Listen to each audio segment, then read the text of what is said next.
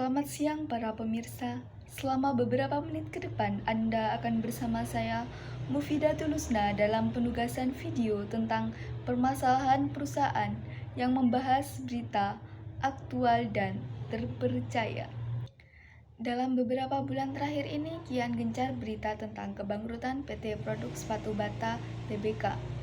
Produsen sepatu bata yang sudah berdiri selama 125 tahun ini akhirnya merugi besar di Indonesia, sehingga harus menutup pabriknya. Eksistensi Bata dalam 30 tahun terakhir sempat menjadi primadona pasar, namun pada per 30 April lalu resmi menutup produksinya di Purwakarta, Jawa Barat. Kebangkrutan ini disebabkan oleh persaingan industri baru yang mengeluarkan inovasi lebih menarik dan diminati oleh banyak konsumen, sehingga produksi Bata sendiri dinilai kurang berinovasi dan tidak mampu bersaing di era digitalisasi. Di mana Direktur PT Bata Hatta Tutuko mengatakan bahwa Bata telah melakukan berbagai upaya selama 4 tahun terakhir di tengah kerugian dan juga tantangan industri akibat pandemi dan perilaku konsumen yang begitu cepat. Namun sayangnya upaya tersebut belum optimal dan berujung penutupan pabrik yang mengakibatkan karyawan banyak yang terkena pemutusan hubungan kerja atau PHK. Tidak hanya itu penyebab kebangkrutan PT Sepatu Bata Tbk.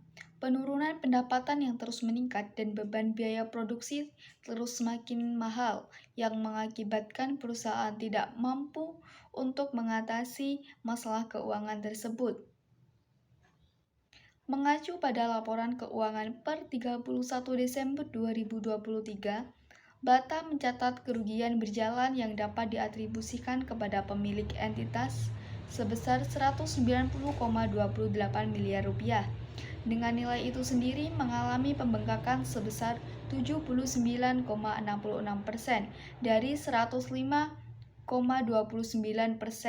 di tahun 2022.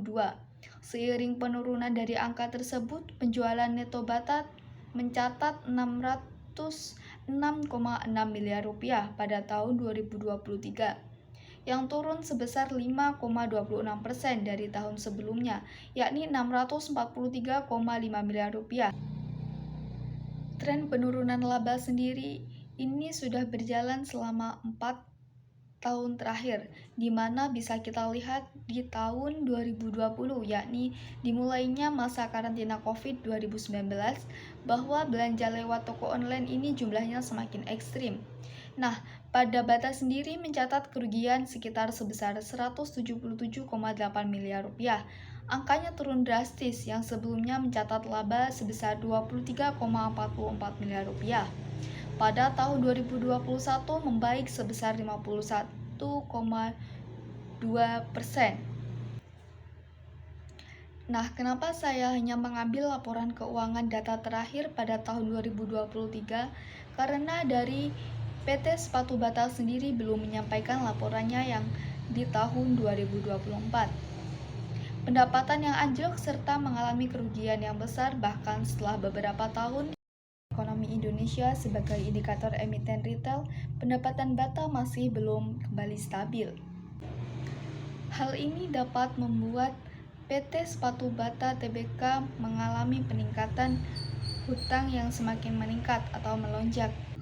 Tidak hanya itu saja, penyebab kebangkrutan PT Sepatu Bata adalah dengan adanya kenaikan biaya upah yang tidak menyesuaikan di mana pabrik mereka berdiri.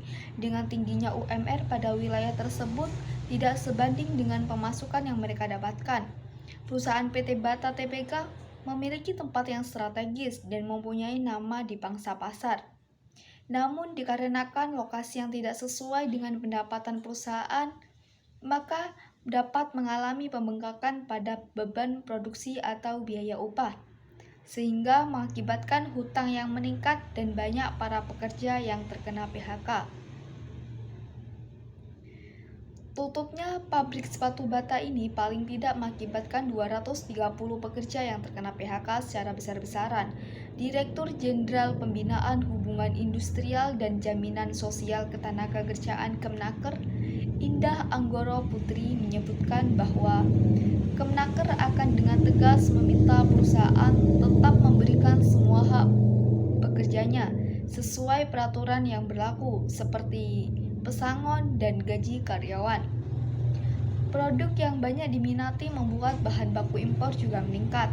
Akan tetapi, situasi nilai tukar rupiah melemah ke dolar Amerika, yang membutuhkan biaya lebih tinggi untuk mendapatkan bahan baku impor tersebut. Hal ini dapat menjadikan pengaruh terhadap beban biaya produksi yang terus meningkat, hingga akhirnya PT Bata mengalami peningkatan hutang yang semakin meningkat atau melonjak. Mengenai masalah yang terjadi dari penyebab-penyebab di atas, beberapa masalah tersebut dapat ditangani dengan riset pasar supaya mengetahui selera dan minat konsumen. Dilanjutkan dengan menciptakan inovasi yang lebih baru dengan mengikuti perkembangan zaman, hasil riset yang telah dilakukan, dan market persaingan dengan kompetitor lain. Tidak lupa juga untuk selalu mengikuti model yang banyak diminati oleh masyarakat, serta menyesuaikan harga pasar.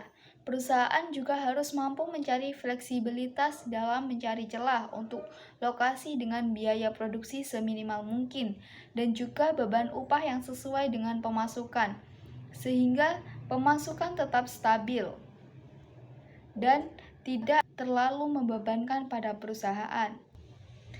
Penutupan pada PT Sepatu Bata bisa kembali menjadi tanda bahwa perekonomian di Indonesia tidak sedang baik-baik saja.